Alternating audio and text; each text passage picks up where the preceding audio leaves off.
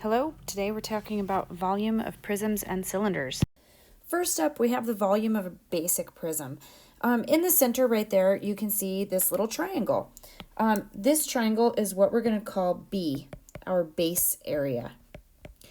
It's something that, whether it was another shape or just this triangle, you should have enough information to be able to calculate the area of that base.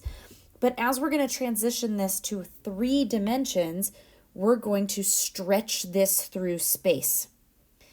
Can stretch it as far up as I want, but then what we're going to get is what we call capital H, which is our 3D height of the object, which represents basically how many layers there are that we've pushed that base area through space to create the 3-dimensional object. We use capital H instead of lowercase h because lowercase h would maybe represent that height right there. If I go ahead and increase the number of sides of that shape, again, we've got some other figures that you should be able to calculate the base area of. Push those through 3-dimensional space, and the formula remains the same. We have the volume equal to that base area, whatever its calculation may be, times the capital H height. Very straightforward example, but one that I want to illustrate for you because in order to calculate the volume, you need to first determine what your base area is, and our base is always where there's 2 congruent faces. So in this case, the 2 congruent faces are front and back of this shape. Base does not always mean on the bottom. It's not what this object is sitting on. So my base area in this case has an area of base times height divided by 2 is 3 centimeters squared. So my volume is 3 times my H. My capital H is 7. Even though it's lying on its side, it's the distance between the 2 bases. So 3 times 7, and I get 21 centimeters. Oops, this is cubed now because now we have 3 dimensions. Here's a slightly more complicated problem, but we're still going to stick with this same basic formula, the base area times the height. So in order to calculate the base area, we need to figure out what all of this area is. This looks like one of those segmenting problems from a previous section. So I'm going to go ahead and segment it this way. I need to figure out some missing values. I see 10 all the way across the bottom, but 6 here, which leaves 4 behind that way.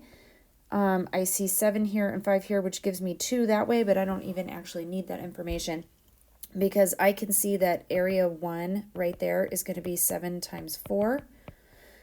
And I can see that area 2 is going to be 6 times 5, or 30. So my total base area is going to be 28 plus 30. I'm going to get 58 centimeters squared right there. Go back up and I'm going to plug in that 58, and then my total height is going to be right there. The distance between the bases is going to be 12. So that calculates out to equal 696 centimeters cubed for this object.